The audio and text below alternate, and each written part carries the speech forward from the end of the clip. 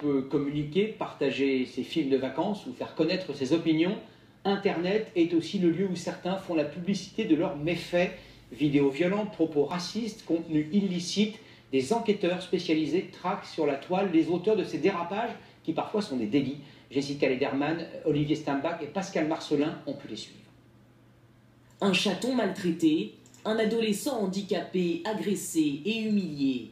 2 vidéos postées ces derniers jours sur les réseaux sociaux et retirées grâce à la mobilisation des internautes.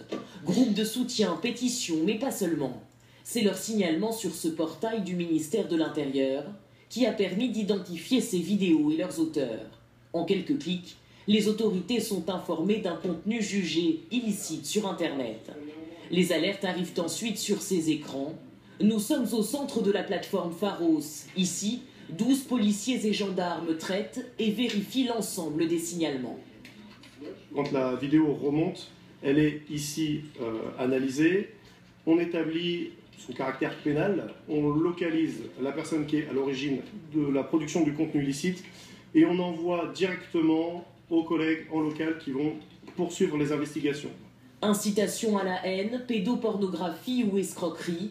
En 2013, 129 000 signalements enregistrés, c'est 65% de plus qu'il y a 3 ans. Certains sites font aujourd'hui appel à des modérateurs privés comme celui-ci. Mais difficile de mesurer et canaliser l'impact de ces contenus.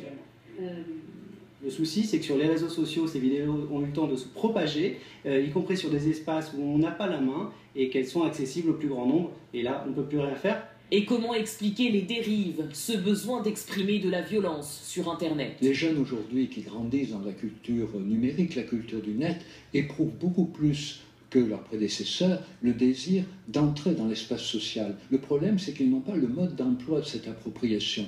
Ils sont obligés de le bricoler, ils sont obligés de l'inventer. Et dans cette invention, évidemment, ils peuvent parfois outrepasser les règles non seulement d'Internet, mais les règles de la vie sociale. L'année dernière, 500 enquêtes ont été ouvertes et la quasi-totalité des contenus signalés retirés. Dans l'actualité de ce mardi, le